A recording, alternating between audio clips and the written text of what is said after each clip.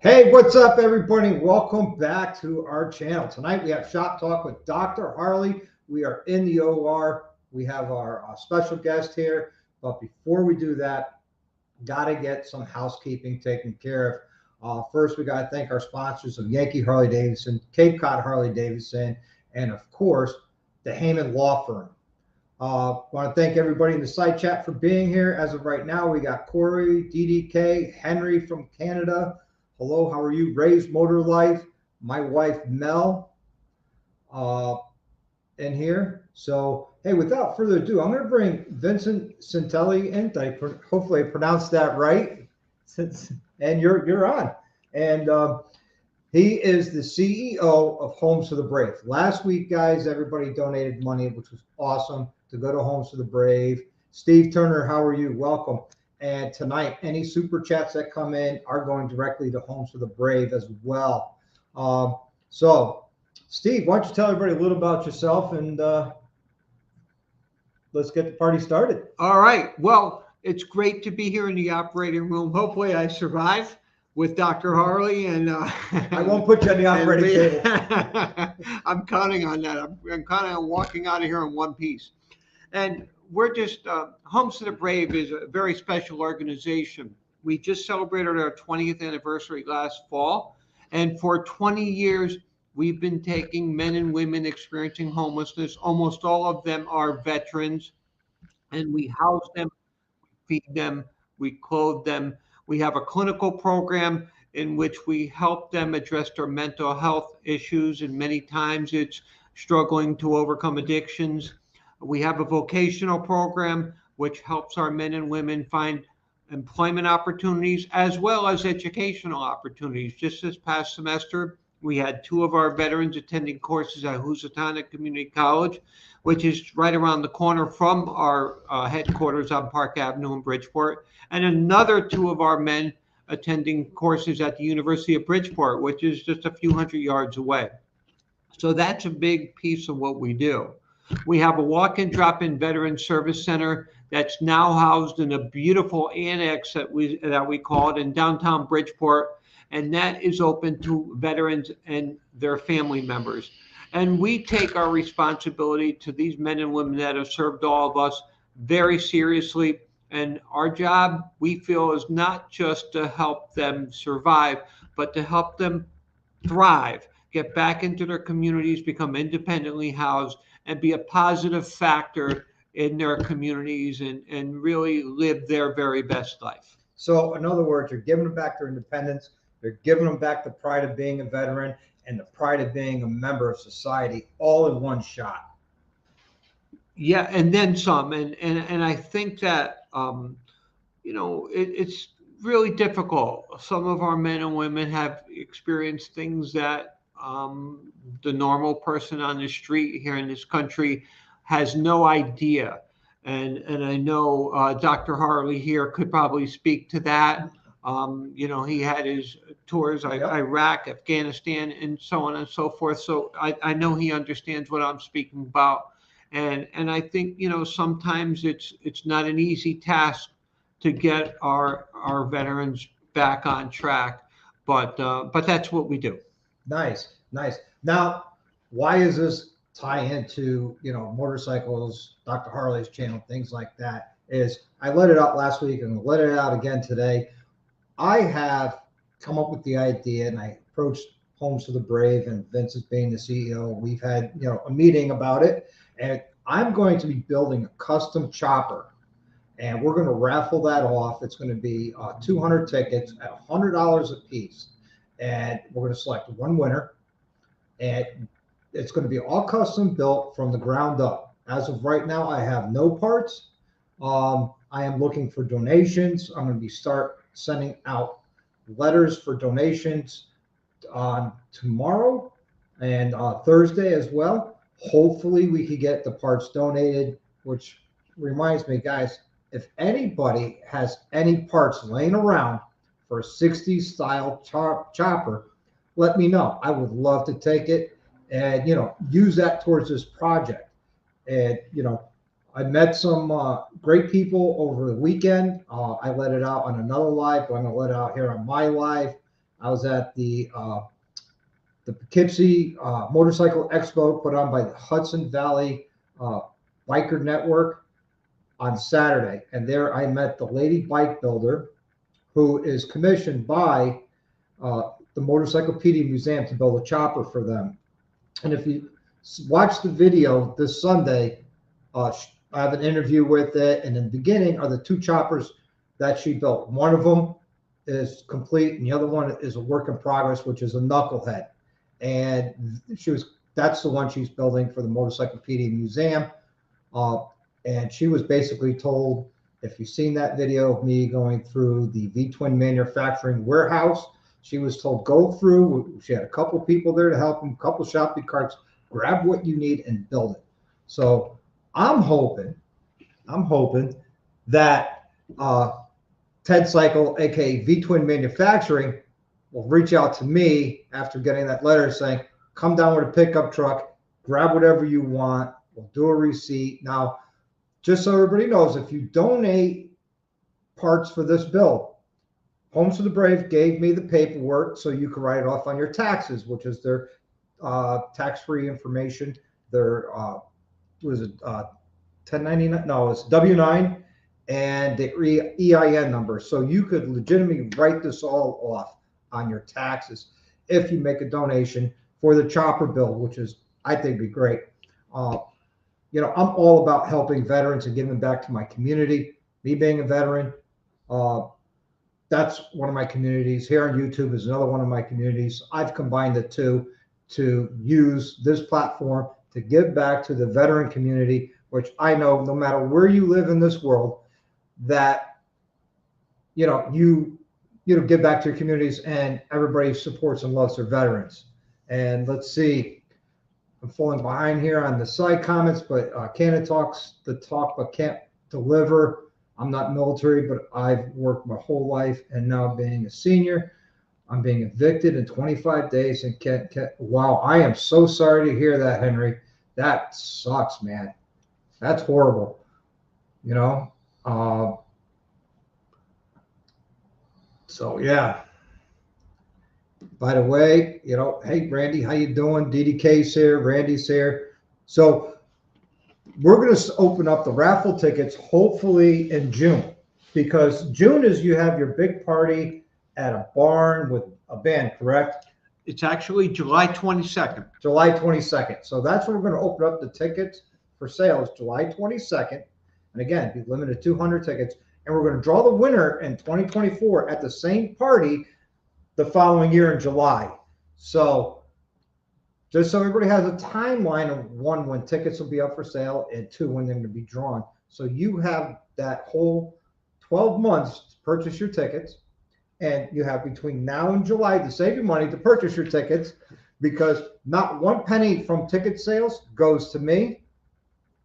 It all goes towards the Homes for the Brave, which is the guy right here. And Silver Phoenix, thank you, just donated $20, which goes directly to the Homes for the Brave after YouTube gets their cut. But yes, thank you. You know, oh, you wanted to go for the build? Right on. We could probably put it towards the build as well. It's up to Homes for the Brave what they want to do. Oh, no, absolutely. Silver Phoenix, that will go to Dr. Harley and to the build. Right on. I appreciate it from the bottom of my heart. You know, you guys are great. I can't just say too much about it. I'm looking forward to doing this build. I'm getting nothing out of it other than the experience and the joy. Actually, I'm going to be building my dream bike, which is a 1960s chopper. And I'm going to cry when I give it away to the winner, because it's going to be my dream bike. You know, and Mike Jowitz, who's a good friend of mine, like a brother to me, he wants 2 tickets already. So, you know, I'm building my dream bike and giving it away. I can't believe I'm doing that. I'm building my dream bike and giving it away. So, you know, I don't know right now if it's going to be a panhead, a shovel head, a knucklehead, or an Evo. Who knows what it's going to be? I do know it's a 1960s style. It's going to have bunny ear handlebars, a peanut tank, king queen seats with the high backrest, and sissy bar on the passenger seat with the pipes, and It's going to be beautiful. I got a painter lined up for this thing. It's going to be custom painted, 1960 style. You're too young to remember this, but with the heavy metal flake in the paint, basically what you find on the carnival cars, but you know, swirls and different designs. I think that's going to be awesome. Whenever. Nice, right on Silver Things. Thank you. Angel Face, hello. It's another one of our Canadian watchers here. She's out in the British Columbia side of Canada. Oh, hello. I'm up for a motor trip to public computer kit. Oh, okay. Oh, but hello, Angel Face. Welcome. Let's see. I might just be my dream bike when I went. That you never know. Hey, 2 Up Junior Jerkies, hello, welcome. These guys are, I met them in Daytona. They're awesome. Can't wait to watch the build for a great cause. You know what? There will be some pre-recorded videos. There will be some live videos with it. And it's going to be in 2 different locations, which some of you guys know, but most of you guys don't know. While I was at the bike show in Poughkeepsie, I was approached and offered my own TV show on the Motorcycle Channel. If you haven't had a chance or you never heard of it, it's motorcyclechannel.tv on the internet, but they're on Roku, they're on Apple TV, they're on Amazon Fire, just to name a few. And it's a motorcycle channel strictly to motorcycles. And Dr. Harley is going to have his own channel. I signed the contracts today, and yeah, for this first part of the contract, I'm not making any money, but who knows where that future brings us. But we will be putting stuff up there, you know. Let's see. DDK, make it a rigid. I'm old and will hurt. You know, that's a 60s style. It's a rigid. I'm sorry. Maybe I could do something like an old electric glide style frame. Who knows? Shadow says an easy rider bike. Yeah, right on. I like those. Mike says he's very excited about the Homes to the Brave. Nice. Thank you, Mike. Mike, I got to get you involved with. Mike is the guy who's telling you who's got these sober living houses. Oh, okay. The Journey Home Recovery. Remember I was telling you about Sure, that? absolutely. I'd like to get you in contact with Mike because I think what you guys do intermixes. I was just going to say, and Mike is local, right? Yeah. Mike, He's Connecticut. So we'll have to find a way to get you and we'll show you around Homes to the Brave. If you want, I can then take a look at one of your sober living houses, and you know, we'll figure we'll get the schedule out, and that would be awesome. Yep. He does at one of his sober livings on the 4th of July. There's a barbecue and fireworks show. If you're interested, I will, you know, get you the information. We could go up together if you wish. It's always a good time. Nice. Thank you, Mike. Henry says a Captain America bike with a knuckle. I don't know. Have you ever seen the TV show, the movie Easy Rider? From years back? Yeah. Yes. Yeah, that's what they're talking about. But that was a panhead motor, but Henry says it should have a knucklehead motor. I don't know if you're familiar with the different motors on the bikes. Well, a knucklehead motor is from 1937 or 1936 to 1947. And that was the first overhead valve motor Harley Davidson came out with. After that, before that was the flathead where the valves were on the side and then ported into the engine. This was the first overhead valve engine. They always had a problem with oiling and things like that. And they fixed that when the knucklehead got released. And then after the knucklehead came the panhead. And the reason why they call it a panhead, because the top of the motor looked like dish pans or cake pans. Yep. And then the shovel head, the tops looked like shovels. And of course, the knucklehead looked like 2 knuckles. Okay. So makes sense. Yeah. Makes sense. Yeah, I'll say Angel, watch the entire stream when I get back home. Okay, no problem. Thank you, Angel. Thanks for stopping in.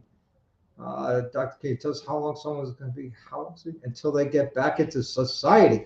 Okay, Ray wants, good question, Ray. Ray asked a question. Can you tell us how long somebody stays in that housing until they get back into society? Well, our men's house, and the average stay in 2022 last year was 120 days. At our women's house, because we have the first and only home in the state of Connecticut exclusively for women veterans and young children, It has 14 beds. It's on the west end of Bridgeport. And the average stay was a little bit longer on the women's side. It was 192 days. And that could, change from year to year as well. And I think it's important to know on our men's side, typically the issues that our men seem to wrestle with a little bit more happens to be addictions. On the women's side, we have a greater proportion of mental health issues. And so that certainly influences the length of stay. But when you think about it, a gentleman who comes to our men's house to obviously homeless, experiencing homelessness, typically jobless. Once in a while, we'll have a guy come in and already has a job lined up. And so then they get there, they start working, they start saving. We have to help them find an apartment and so on and so forth. So when you think about the fact that in 120 days, 4 months, that one of our gentlemen is in and out and then back on his own, that's crazy fast. That's awesome. That's crazy That fast. really is awesome because, they're back in society. They're no longer homeless. They have their self-pride given back to them of being a veteran and being a human being, whether they're male or female. And, that's awesome. I met another veterans organization group out of New York. And what they do is a veteran comes to them who wants to ride a motorcycle. So they have all these, beat up motorcycles that they have to fix and put back together and build. And then when they're done building it, they get to keep it. Oh, wow. That's amazing. They said they have a lot of parts that they're looking to donate to us as well, great. which I think is amazing. So this it sounds like, we're at the infancy stage of this process right now. Excuse me, but it's got some real traction, not just with us, but also within the motorcycle community with other organizations and other people. And now I need to get some corporate into it. I'm going to be reaching out to Brian Clock at Clockwork. I'm going to reach out to Ted from V-Twin Manufacturing. I'm going to reach out to Indian Larry's shop because everybody knows Indian Larry. He's very famous as a bike builder and a biker. I'm also going to reach out to Paul Jr. Designs, who's in New York, and a few other big bike builders in the country. I'm going to reach out to them. I already got the please support this project letter already done and put together, proofread, read over, revision number 23, and it's done. I'm going to send that out. So hopefully we get some traction, get some parts shipped, get some parts delivered, and then we could start building on this lift over here behind me, which would be great, which my Road Glide is occupying right now just to sake of space for tonight. So that's where we are. Yeah, Henry says, hopefully you don't turn anyone away. That's a fantastic organization. That brings up a good point. You guys ever tell somebody, hey, this isn't for you, or I'm sorry, we can't help you, or, you really need to work this program and you're not, and you have to send them away? We have had instances, and by the way, our house has 42 beds, and if a gentleman coming in has a history whereby he might be a danger to the other residents and or the staff, then we can't always bring him in because we have to look at, so there might be instances there. If we have gentlemen, and I'm talking about our men's house now, that perhaps are dealing with an addiction and aren't taking advantage of the programming and the opportunities we have to help them, and aren't seeking and aren't accepting the help, then of course they can't stay with us. They have to move along. They have to be able to be willing to help themselves, and everybody isn't, and that's unfortunate. At our house, we have random blood alcohol level and tox screenings, and we have a curfew. The men do it somewhat, not the same as when they're in the military, but somewhat of a disciplined life. And so we have a curfew. So like tonight, a weeknight, the curfew is 10 p.m. On Friday and Saturday nights, it's midnight. if a gentleman or woman at our women's house comes in even 5 or 10 minutes after that time, they are blood alcohol level and tox screened on the spot. Now, if they test positive, does that mean they're grabbing their stuff and getting out? No, absolutely not. Back in the day, that's the way it was, okay? But obviously, the policies and the system, even the Veterans Administration, it's quite a bit different. Even in the 7 years I've been there, things have changed quite a bit. And so we might then work with their case manager or their mental health provider to work with them on, okay, how do we get them to overcome this addiction? And so those are things that happen. And maybe a little bit later in the show, I can tell you an incredible story. And this video is on our website, so you don't have to take my word for it. But it's the story of Ben. And Ben came to us late in 2020, directly from incarceration. He's a U.S. Army veteran who had been incarcerated and came to us from incarceration. He had at that time a fiance and 3 children, and of course he couldn't really support them. He then came to us. He followed the program to the letter. He got enrolled at Housatonic Community College in the advanced manufacturing course, got a certificate in May of 22 in advanced manufacturing, had 4 or 5 job offers at that time. And here he is right now, less than a year later, okay? He's now a great father. He has his own car. He has his own apartment. He's able to support his fiance and 3 children. And he tells that story in a 1-minute video on our site. It's the story of Ben. And so you can see it right. As a matter of fact, Dr. Harley's pulling it up right now. We watched it together in the office when Dr. Harley visited, but he's taking a look at that now. And Ben tells his story a lot better than I can tell it. But I mean, that is a wonderful example of what we do. So I'm going to make this full screen so everybody can see it. Hopefully the audio comes through. If not, Hello, please let me my know. name's Benjamin Perry. I'm a former U.S. Army electronics and weapons tech. In 2019, I lost my place of employment as well as my home. And at the time, I had 3 children and a fiance to provide for, which I could no longer do. Those hard times led to a bunch of bad decisions, which landed me in prison by the end of the year. When I was released at the beginning of 2020, I was accepted at Homes for the Brave, which not only through them providing shelter and 3 square meals, along with the support and everything that I needed to help turn my life around, they helped me enroll in Housatonic Community College, which I am a current graduate as of May of 2022 from their advanced manufacturing program. I now work at Excello Tooling and Engineering in Milford. I have an apartment, I have a car, I'm a good husband, an even better father than I was before, and now I'm a positive member of the community. And it's primarily thanks to Homes for the Brave and their fantastic donators. Without them, I couldn't have reformed my life the way that I have. So please keep donating. Every little bit helps. And thank you on behalf of all the vets who have already received help and all those who are upcoming and gonna get it. So there you have it, guys. That is direct words from Ben. Now, Michael says he would love to get together with you. They have stop screen. Thank you. They have a house in New Haven, 2 in Killingworth, and 1 is a woman's house. They do scholarships and offer more with more.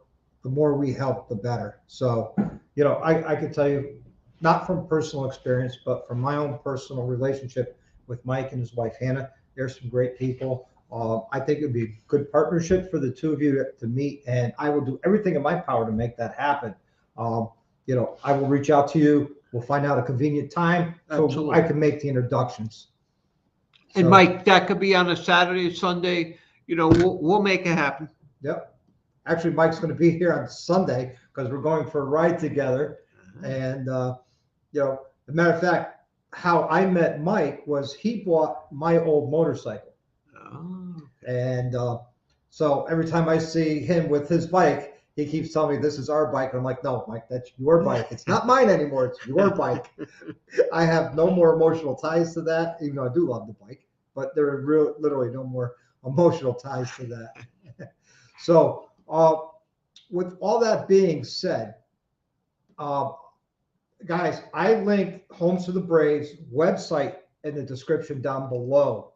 So if you really want to look into it, how do you make a donation? I know things like socks, t-shirts, blankets, underwear, new please, especially on socks and underwear, jackets in the wintertime, things like that you guys are always looking for as well, correct? sure. Because remember, they come there, they have nothing, they have no job, they have no money. Some of them are fighting addiction, some of them are fighting alcoholism, which, let's face it, it's a disease and it controls you. And now they're exercising their military experience of exercising the personal courage to get better and get out of this addiction and get out of this funk and rut they're in to become a better member of society to who they once were as a person with pride. And I commend them on that they're actually doing this because they're not forced to go to you, right? And some will come out of prison and they're not forced to go there or a halfway house or anything like that. They choose to come to Homes for the Brave. And I think that's a great thing. Now, you guys service more than Connecticut veterans now, correct? Well, again, we house veterans and typically they're assigned to us from the VA by the VA's homeless team, hot team, homeless outreach team. And so just as recently as last Friday, we had a veteran came up from Philadelphia, found himself at the train station, had nowhere to go. We got a phone call, and next thing you know, he was moving in with us. And so that is, how we work. I should correct one of the earlier statements, though. We got just a few months ago, we got enough socks for probably a decade. So no socks, please. No socks. no socks. No socks. So, but other than that, most of the other things are fair game, and we go through it. And also cleaning supplies, laundry detergent, and things like that. Some people and some folks have stores and things, and so those are all things that we seem to go, So if you hoarded toilet paper and paper towels during the pandemic, and you don't know what to do with all of this, bring it on. Bring it down to Homes for the Brave, because I can tell you, with all their houses, males, females houses, they could definitely use it. Absolutely. And if you have any canned goods that you guys don't need, bring it down to the Homes for the Brave, because they have a pantry. They're responsible for cooking their own breakfast and lunch, and they have a catered meal every Friday. Every night. 7 nights a week. Every night for dinner, it's catered. Hey, can I move in? Yeah, I was just I don't have to cook, clean, or shop. Can I move in? I was just going to say. No, I don't want to take a bed from somebody who actually needs it. I was a joke. But yeah, they have a catered meal from Vazzi's in Bridgeport. Johnny Vaz. Yeah, well, he has a number of restaurants, but his headquarters is in Bridgeport, and that's where the catered meals come from. And the food is excellent. Nice. Is excellent, I'm happy to say. Yeah, Vazzi's food is always really good, and he brings the food no matter what the weather's like outside, whether it's a snowstorm, heavy rains, or whatever. The veterans are always fed, which is amazing. And because of that, I'm going to start using Vazzi's for everything I can when I'm in the Bridgeport area. If I'm going to do a cater event, I'm definitely be going to Vazzi's. I'm going to let them know I'm using you because of what you do for Homes for the Brave, and I wanted to thank them. The best way I could thank them is give them business. So if you're in the Bridgeport area or in the Connecticut area, looking for a caterer, go to Vazzi's. All right. Let's see. Mr. Thumpers are here. Nice. So getting caught up. Sorry, guys. Falling behind. Can people stay as long as they want, as long as they do well and work? I think there is a time period. Well, yeah, and actually our veterans, the VA theoretically pays per night, per bed. So what they need to see, so it's not like a gentleman can come to us or a woman to our woman's house and just say, hey, I'm on vacation, I'm going to take these. There has to be a plan. What's the housing plan? What's the employment plan if they're not on disability and capable of working and not past job age and so forth like that. And I should probably say, we have men and women in their 20s that come to us. We have men and women in their 80s and everything in between. And so, so obviously men that are in their 80s, they're not necessarily looking for work. Once in a while they might be, but they're not typically looking for work. But certainly then there has to be a plan. And so what is the housing plan? What area are we looking in? A popular destination for many of our veterans is the West Haven area, because many of them go for treatment at the VA Medical Center in West Haven, whether it be for medical or mental health or whatever the case might be. So that is a pretty popular destination. We opened 2 houses in West Haven in 2022, not huge houses, totaling 14 beds. Actually, starting October 1, we're going to change the format, make it add a 15th bed, because the bed's in great demand, because again, it's so close to the VA Medical Center where many of our veterans are going for treatment. So, technically the limit on the VA side, it's they're supposed to be in and out in a maximum of 2 years. Okay. So I watched the video today that was put up by Homes for the Brave. Was Libby. Oh yes, she's in West Haven. Program manager. She's the program manager in West Haven, and she was a student at Sacred Heart and did, I guess, an internship with you guys. And you liked her. She did such a good job. You kept her and wouldn't let her leave. You shackled her to the floor. Yeah. well, not quite, but she was outstanding, and we've been really lucky. Sacred Heart has an excellent MSW, Master of Social Work program. We've had a number of young people that have interned with us from that program, and they've just been outstanding. So, and that's a great way to find talent, rather than, you interview somebody, they might turn out to be good, they might turn out to be great, they might turn out to be not so great. Instead, we get to watch them work as interns, and so we've really been fortunate where that's concerned. Nice. That's excellent. So, guys, if you get a chance, head over to the Homes for Brave YouTube channel. It's Homes for the Brave. Their website, which is homesforthebrave.org. Check that stuff out. It's really, really something. It is a hidden gem that supports our nation's heroes. And Ray made a good comment. These guys go off into the military and run these multi-million-dollar pieces of equipment. Like me, I used to work on an $18 million helicopter and fly on it on a daily basis, just about. And then when you come home, I have a nice job working at, the colleges and desktop support for computers. But a lot of the guys, they come home and they can't even get a job at a car wash or making fries or anything. And they were driving these multi-million-dollar pieces of equipment or repairing them or whatever. And they just can't get those jobs. So, let's see. This is another side conversation. I'm sorry.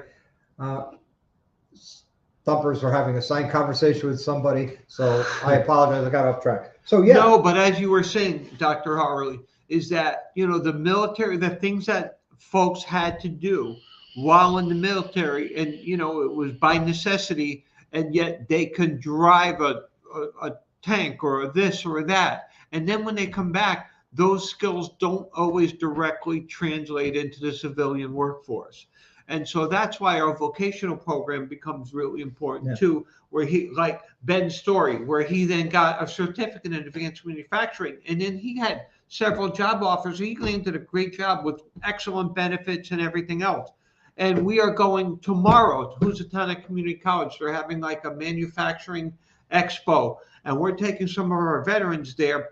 And we're going to ask some questions as far as them taking courses. And we have even a veteran that's even in his 60s and is saying, hey, is it too late? If I get a certificate like that, can I get a great job in advanced manufacturing like Ben did, who's a much younger man?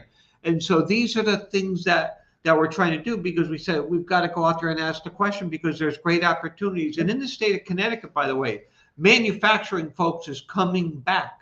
Okay, a lot of people a few years ago, oh, it's dead, it's going the way of the dinosaur. Manufacturers coming back in a big way, and right now there's manufacturers all over the state, including in Fairfield County, that have hundreds of jobs that are well-paying jobs that they need to employ people that have these skills because they've got orders that they need to be able to fill. So it's a great opportunity for our veterans, and for those of you out there who may or may not be veterans, that could be a great path for you. Yeah. Now, Ray asked a question. I know the answer because it's the same question I asked you a week and a half ago when I met you at Homes for the Brave. He says, "Sue, do they have daily meetings and therapy, or is it weekly meeting, and is it mandatory?" Okay, well, we have a Wednesday night mandatory house meeting. Okay, it's not therapeutic. In fact, I co-facilitate that. So that's at 6 o'clock every Wednesday night. So I just did that before I came out here. And so usually I go home after that, but it worked out good. On Monday night, we have case managers group sessions. So each of the case managers divides the house up, and then they'll have part of them, part of and this is at the men's house. At the women's house, they have a separate case manager group meeting on, a certain night of the week. And so that is when our veterans can, in a group setting, discuss their challenges and so forth. At the same point, they have the case managers that are in the house Monday through Friday that they can work with. We also have a chief clinical officer, Dr. Stephanie Lynham, who's on maternity leave right now because she just had a baby on April 13th. She just had a beautiful baby boy. But at any rate, she oversees our clinical program, and we have a clinical psychologist at our annex in downtown Bridgeport, and that is open to veterans and their family members.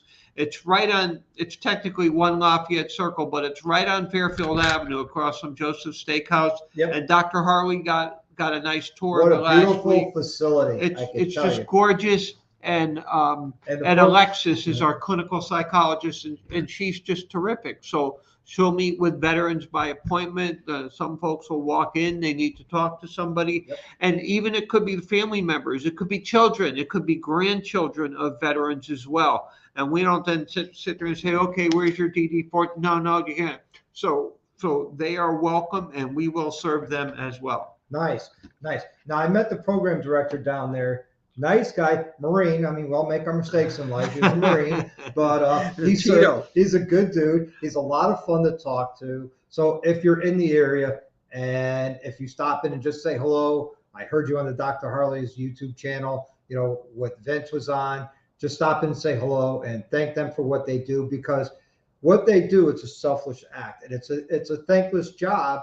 And, their product is helping veterans and helping them be better people.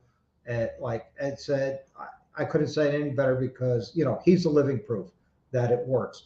And, you're going to break a few eggs before you make an omelet, unfortunately. But, we try not to break any eggs. We try to help everybody, I'm sure. And, and there's some people who aren't ready, who don't want to be, they want to be helped, but they don't want it. So if you want to be helped, you're going to have to want it. If you understand what I'm saying. Someone could say, yeah, I want to be helped, but mentally and in their heart, they're not ready, or they're not willing. They could get all the help in the world. It's not going to help, because in their heart and their mind, they're not mentally ready or emotionally ready to receive the help. And you have to. And that's just, the basics of it. So you're not going to have 100% success rate, which is unfortunate, because that's the goal. For sure. And Tito gave a great example, Dr. Harley, when you were there, because, he kind of said it's got to be a two-way street. We'll do the paperwork, we'll do this or that, but you have to be walking along with us. Okay. Yeah. You can't just lay there and we can force feed you the help. And that's important. And here's another guy that was an MSW student at, technically he still officially is, he's graduating this month. Okay.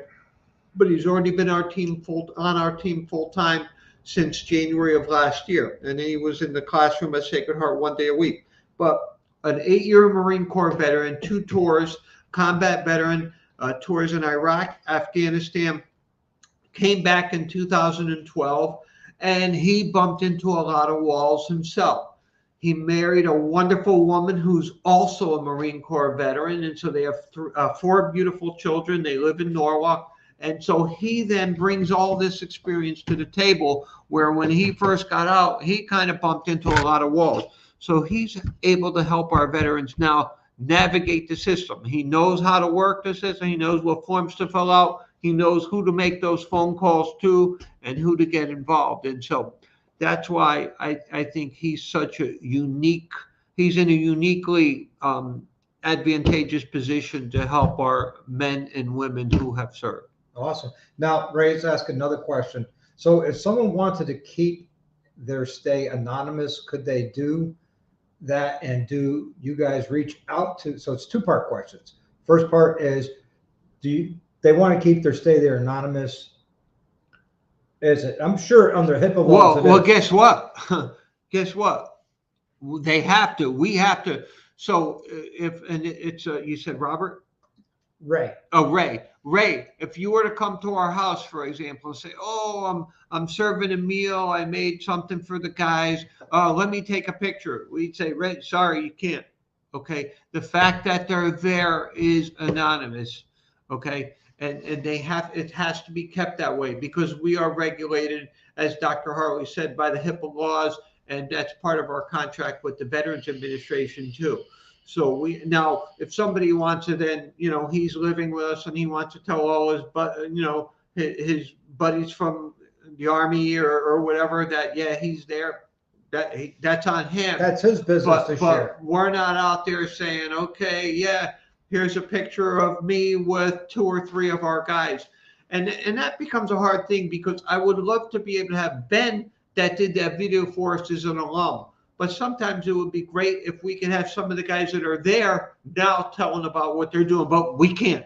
Right. We can't. You have to wait until they graduate from the program. Right. And that's great. And the second part of his question is, do you guys reach out to veterans, or you wait for them to come in?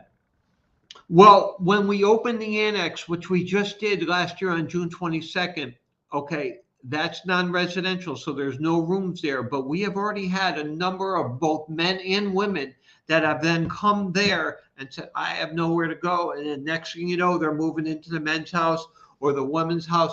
So that's become a form of outreach for us. And then we have had, and I just hit 7 years there just a couple of weeks ago, April 18th. And so in my time there, we probably had 12 to 15 men that have just showed up at the door and said, hey, I'm a veteran, here's or we are able to look up that they have a DD 214 and so forth. So, so they come to us in a myriad of ways. As I mentioned, we had a gentleman last week that just showed up at the train station, had nowhere to go, and somehow contacted the VA, and the VA homeless outreach team then called us and said, we've got a guy, could somebody come and pick him up? And could you take him in? And so, next thing you know, one of my case managers was there to pick him up, and he's there now. Yep. Henry's a vet. He says, we need a hand up, not a hand out, which is a very good way of putting it. Everybody always needs a hand, but it has to start with the person saying, I need help. I want help. And you have to want it for the help to work. And you know what the saddest thing, and Henry, when I say that 120-day average at our men's house last year, I think that might be a little misleading, because many of our men have stayed with us 6, 7, 8 months, sometimes more. But then you have others that have been with us a week or two, and then there's a random tox screening or whatever. And so unfortunately, they've decided that at this particular point in time, they'd rather use and live in the woods or live wherever, or live in a vehicle, than have to overcome, curtail these addictions, drinking or using or whatever the case might be. Right. And so that's so frustrating for me when, so a guy may have been leaving on their own, choose to leave after 10, 7, 10, 14 days. And so that then makes that average look a lot lower than maybe it truly is. And it's a shame that they choose their addiction, the poisons that they put into their body on a daily or multiple times a day basis, to that over clean living. And let me ask you this. So if somebody did that and left because they chose their addiction over clean living, and let's say 6 months down the road, they come back and says, hey, I'm ready to do this. Will you accept them or turn Some them of away? our sweetest stories, you just read my mind, Dr. Harley, because some of our sweetest success stories who guys who then made it through on the second, third, or fourth time. Awesome. I have a guy, he's actually on my staff now, okay, who years ago, 7 years ago, maybe a little bit more, okay, just couldn't overcome his addiction. And so previous leadership, and I'll be honest with you, I probably wouldn't have been able to bring myself to do this, but I got to commend them because they made the right call. It was in the dead of winter, snow was coming down, and they said, you know, you just can't, you continue, you won't accept the help, and you're continuing to use, you're out. And so he was out. Okay. A couple of years later, he had the opportunity to come back. And I was there then. And so this guy came in and he said to me, I'm going to tell you right now, you know, I was bounced out of here the last time. I had an addiction I couldn't overcome. I am determined. I will succeed this time.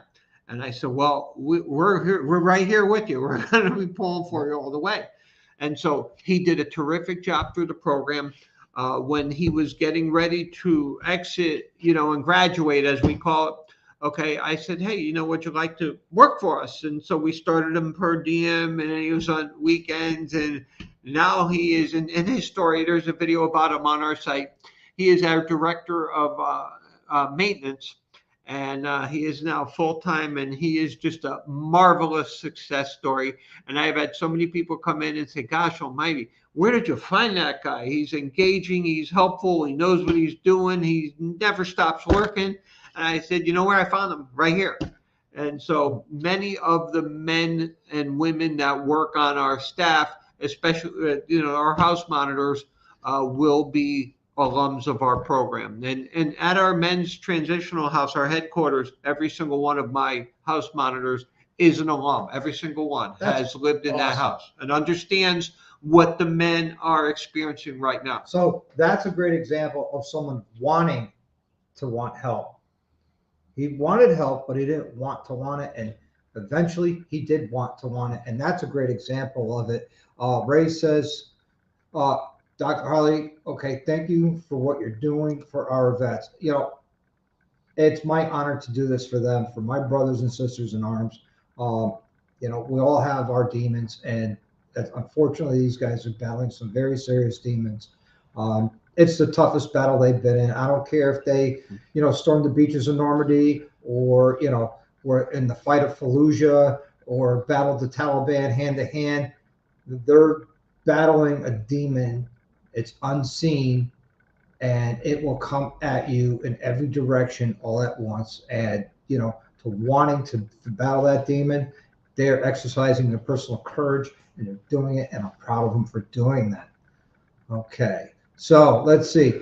Mike Jerwitz has a question.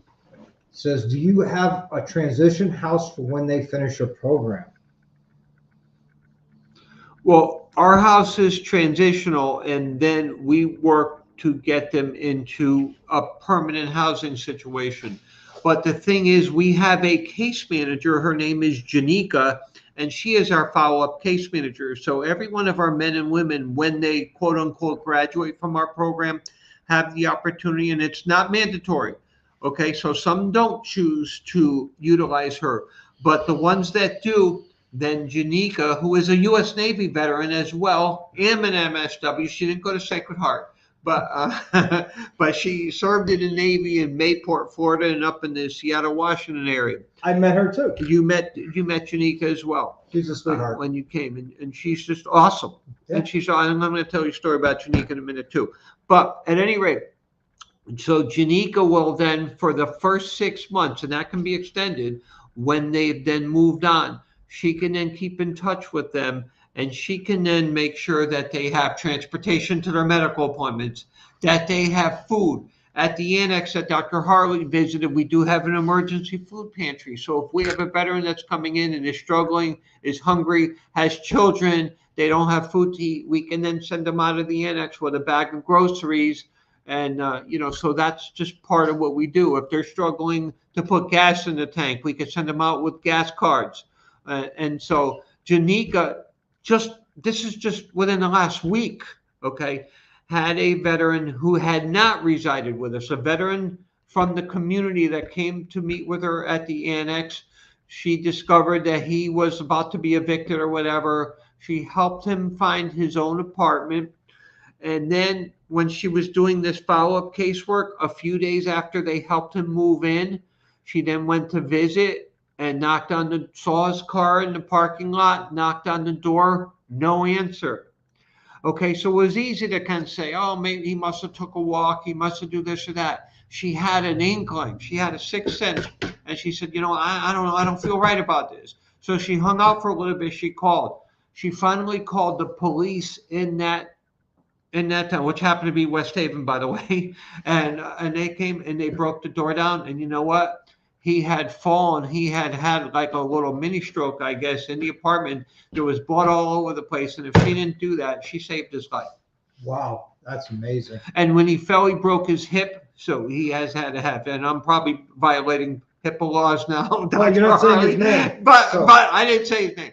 So at any rate, but she did. And so we just got contacted by the VA just the other day and said, she basically saved this veteran's life. And so that is, an example of how our follow-up case manager works.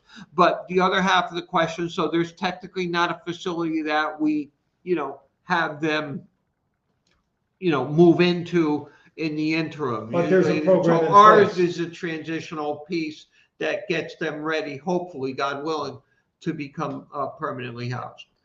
And we are doing some strategic planning, and down the road, who knows? But one of the things that we're thinking about a little bit, and this is not a 5-minute job, is maybe down the road building a tiny homes village. You see those popping up in different parts of the country. A quote, not a transitional, but a more permanent thing of a tiny homes village. We'll have a community center in between with a little computer room and maybe a little workout room and so forth and so on. So, we're starting to think about that, but we just have so much with the 2 houses in West Haven and this new annex. So we've got to make sure we do these things right and digest this first. But those are things that we are thinking about. Yep. Mike says, you never know when recovery will stick. Just keep trying. It took many tries for people. Didn't give up on him. I don't give up on people. That is a true statement. He does not. He is your worst nightmare. If Mike gets involved and he's there to help you, he will be your worst nightmare, or he could be your best friend. And I'm very lucky that Mike is my best friend because I don't want him as my worst nightmare. He's kind of a big guy. Tiger Ward says, Mr. Santilli, thank you for everything you're doing for our veterans. And Henry writes, how unfortunate we are closing our detox centers and opening dispensaries on every corner. God, that is so true. I never thought of that, but that is so true. Yeah, there's something wrong with that picture, but I don't know. It's hard to.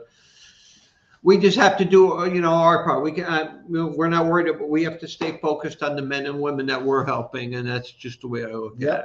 Yep. Would you believe we've been going on over 54 minutes at this point? It goes by fast, doesn't it? Does it ever? So what I usually like to do, roughly around the hour mark, is I open up to an open mic night for people to come in and ask you questions directly. Are you comfortable with that? Yeah, absolutely. All right. So guys, I'm going to put the link in the description. In the side chat. If you want to come in and ask myself or Vincent any questions you want, here it is. Because sometimes it's just too much this type of question. And you're sitting there going, oh, I wish I could talk to this guy. So here it is. If you want to come in, make sure your mic's on, make sure you have your camera on, and then you can ask myself or Vince any questions. You want to know about the chopper build, you want to know about the Homes for the Brave, you want to know anything, just pop on in, ask some questions, and we'll get them answered here to you tonight about what tonight's all about, which is helping our veterans and doing what we can to get as many homeless veterans off the street and help them, because I'm going to say it, our own government would rather help illegal immigrants over its own veterans. I'm going to say it. I got political, and that's it. That's just all the politics I'm going to say about it. Love you too, Mike. Okay. XAM Biker watching on the phone and the other on the laptop. Yes, because there's another live going on with a friend of mine, Bride, down in New Jersey, and he's showcasing a fellow YouTuber out of upstate New York, and it's Upstate Writer. So if you're watching there, please tell Bri in Upstate I said hello, and I'll be watching Bri's show tomorrow.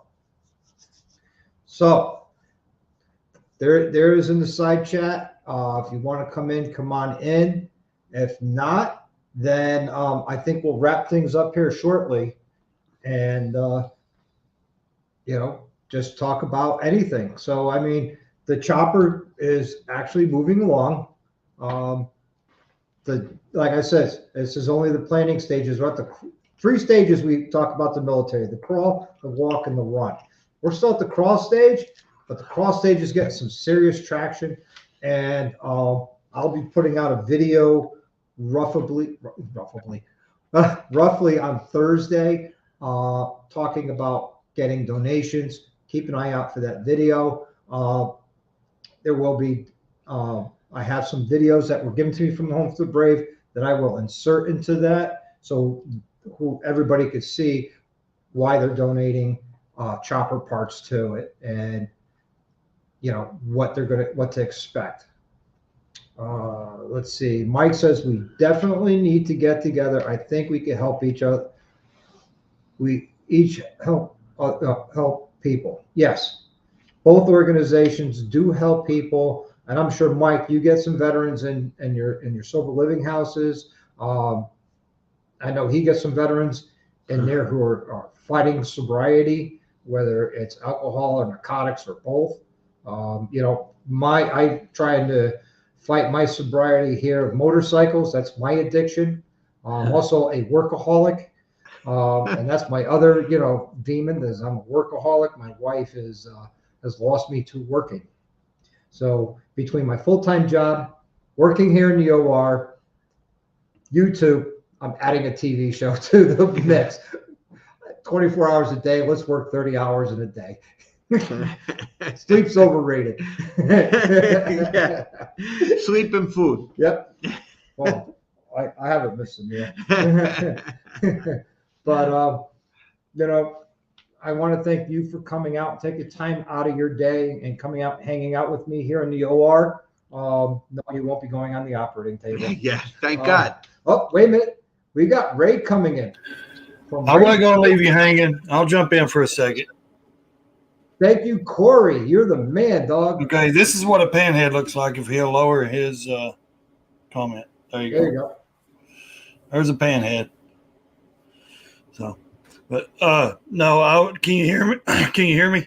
Yeah, I can hear you just fine. Okay. I just had a quick question. I wasn't going to leave you hanging, Doc. You know me, I'll come on. Okay, say if someone comes into your facility and say they're a real bad alcoholic or drug addict, do you guys have a system where maybe you have a clinical in your program, or do you send them to a hospital, or do you send them to an actual clinical rehab if they want to taper off their drug use or alcohol use? Because I know alcoholics, they can't just quit cold turkey. And I mean, it's, I've been around that. I've chaired meetings for 10, 12 years in NA and AA. So Well, and yes to both, I guess. And, and the VA, by the way, has a detox unit. Um, and I guess it depends on the type of discharge and what our veterans are eligible for. We also have, facilities that they've, again, when they've raised their hand and say, hey, I'm at the point where I now recognize that I need to do that, then yes, indeed. And so we will send them. And, the programs sometimes differ in length, and forgive me because I'm not a clinical person. So, but at any rate, and then they come back and we continue, obviously, to work with them and keep them on that straight and narrow path. Okay. Now, Vince, this is Mike. Mike, that's Vince. Hi, Mike. Nice to see you. Same here, Mike. So I'm not really used to being on camera, so I figured I'd come out in the garage since it's Dr. You went to Daytona with me, really? I put you on camera a lot. Show us a couple of bikes anyway. Yeah, there you go. So the orange one's a good-looking bike. I love what you're doing, and I think we definitely need to get together because we do a lot of the same things. Our house in New Haven, we've gotten quite a few vets through there. Oh, I'm sure. Yeah. Can't hear. Look, if we can help as many people as we can, that's what it's about, And then, absolutely. And Mike, what's going to happen? Dr. Harley will get you my email address, and we'll look at calendars, and we'll find a way to get together. And the way I look at it, the sooner the better. Absolutely, Chop. Feel free to give them whatever information.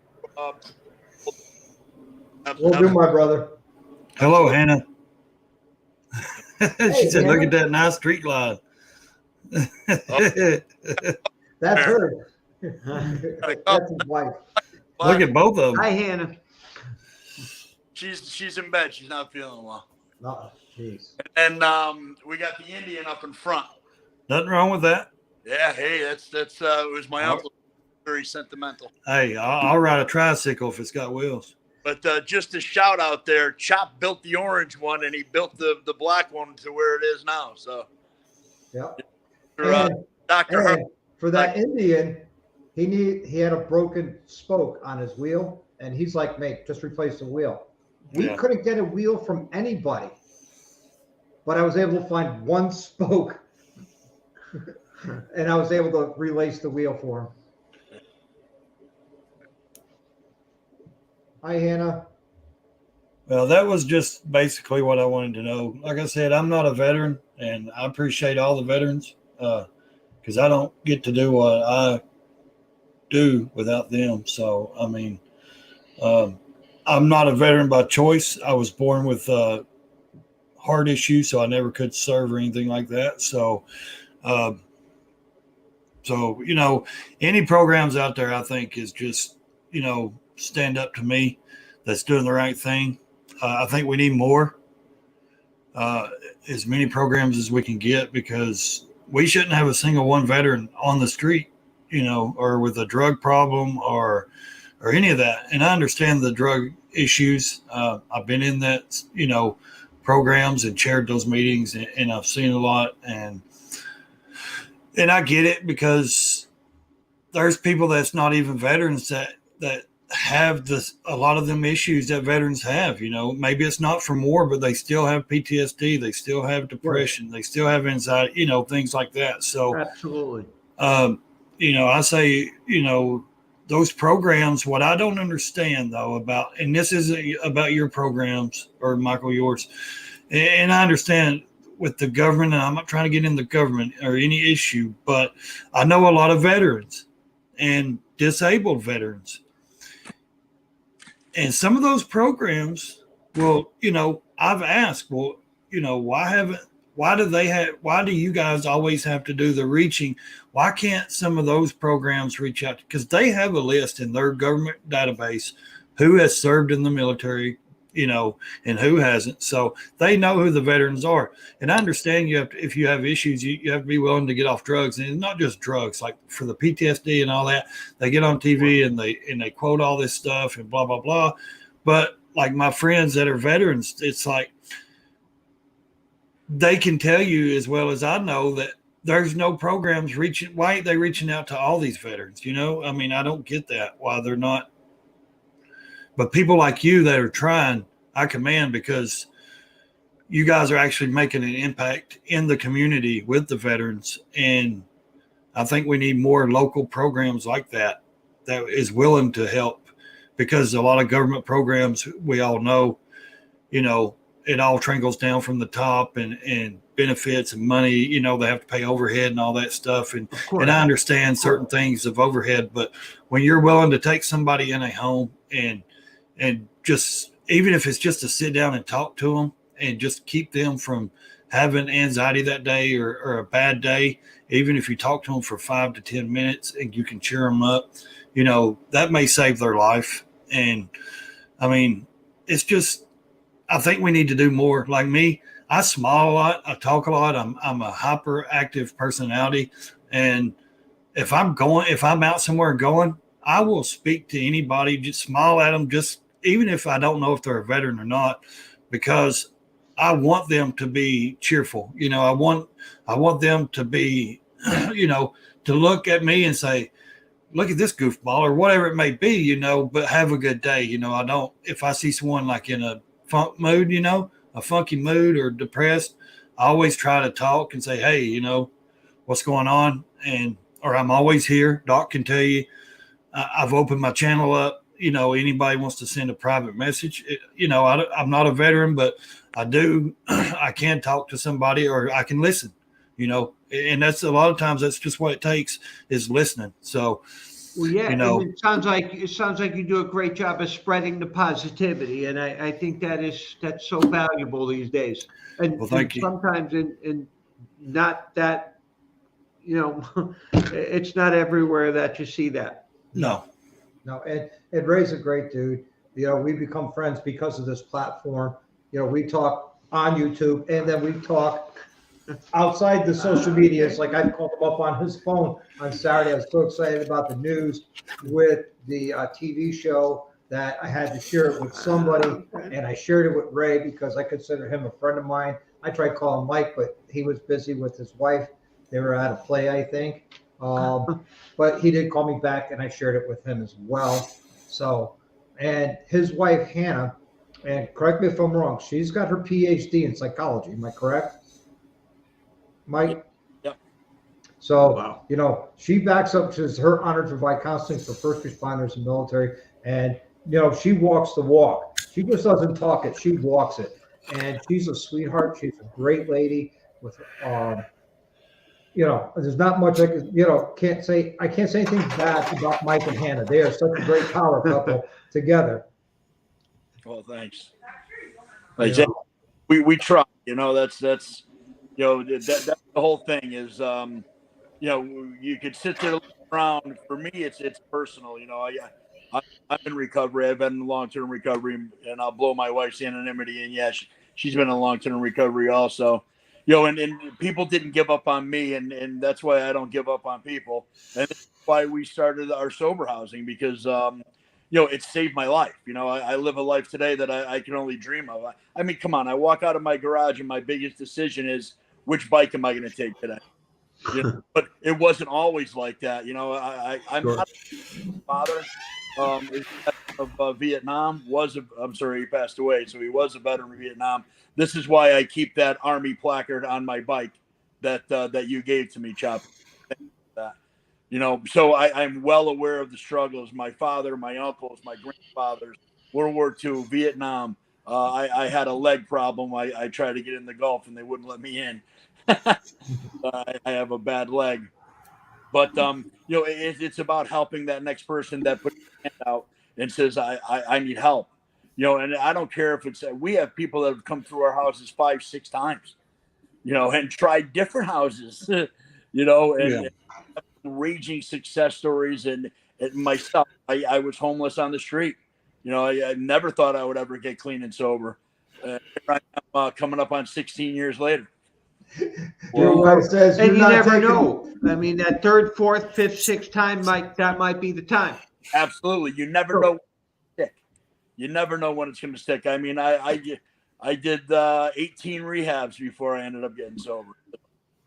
You know, all it takes is a desire. If somebody has a desire, I'm willing to go to the mat with them. And you know, I drive around New Haven, and some of the guys out there with signs will work for food, this and that. You know, maybe a little strung out. I got guys that know who I am that run away from me. when I pull up down there, I hand out journey home cards. I let people know there's another way, and if you want to get clean and sober, I'll take you right now, bring you to detox, give you a place to live, and you can start your life off. And Exactly. we've done that countless times, and I'll never stop doing it. The cops in New Haven know who I am. You know, the people that are active down there know who I am. The people that want recovery down there know who I am, and they'll come to me. Yeah, And that's awesome. wow, man, somebody did that stuff for me, so I feel it's my duty and my honor to be able to do that stuff to them, and veterans even more so. We obviously anonymity, but we've had a bunch of guys through our Haven, and I will tell you that there's been a couple of them that were in homes for the brave, and they just moved over. I know you're Shaniqua. Sure.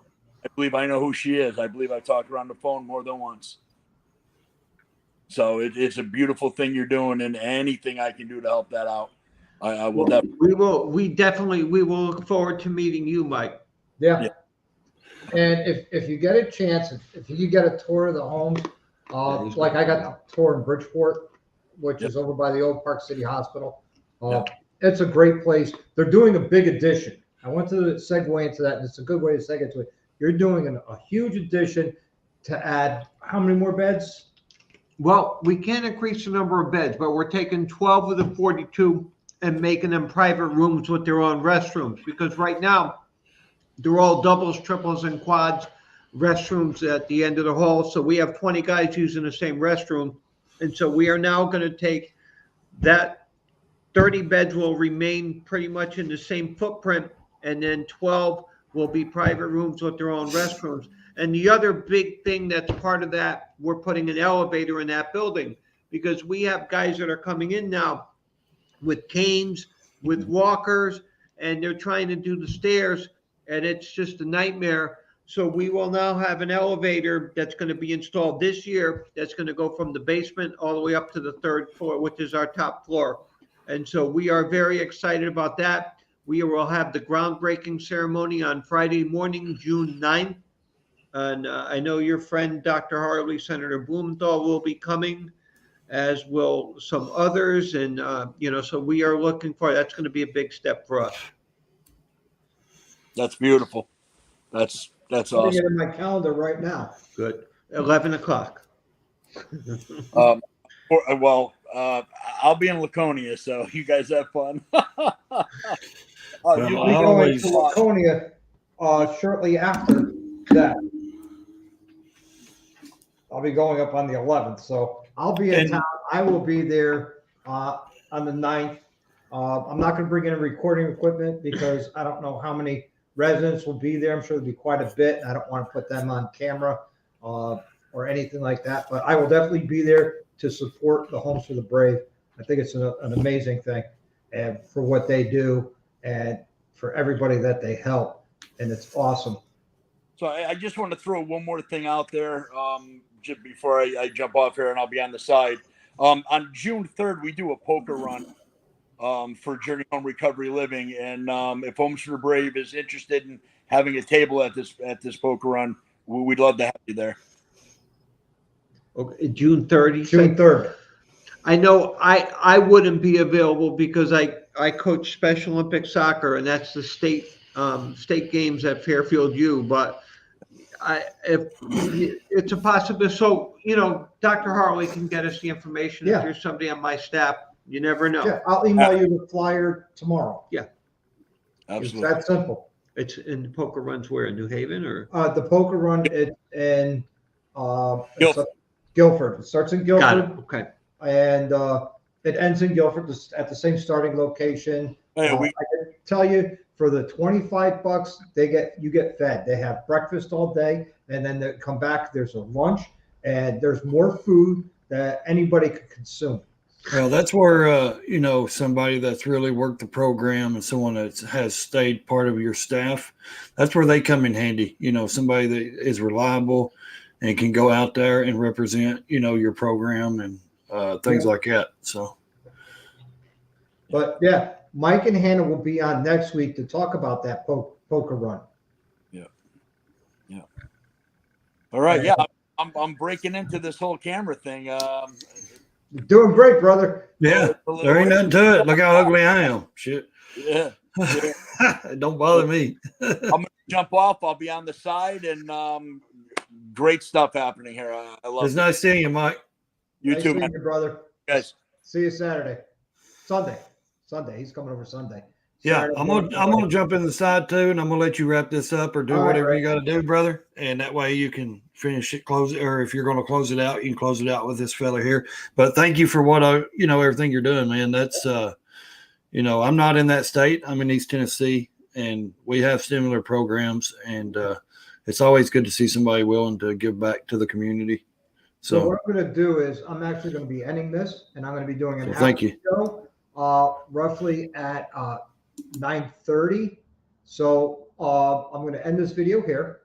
I'm going to thank everybody for coming on. There'll be another live. It's the after show at 9:30. So if you're still around, you want to come in and hang out, we could just BS about the world or anything you want, like we normally do after on a Wednesday night. That's great. But this is all about Homes for the Brave. I want YouTube to push this video out as much as possible, and it's at that hour 20 mark. Anything over that, they don't push it, and I want to get this pushed out, and I want the analytics to work out, because whatever money that I'm making on monetization, I am giving it to Homes for the Brave. So yes, I'm monetized now, and yes, I'm making pennies and a couple dollars here and there, but all that money is going to be filtered from me directly to Homes for the Brave, which will go till the 17th. So there you have it, guys. Until the next one, live the best life you can, ride often, ride hard, and I'll see you in the after show.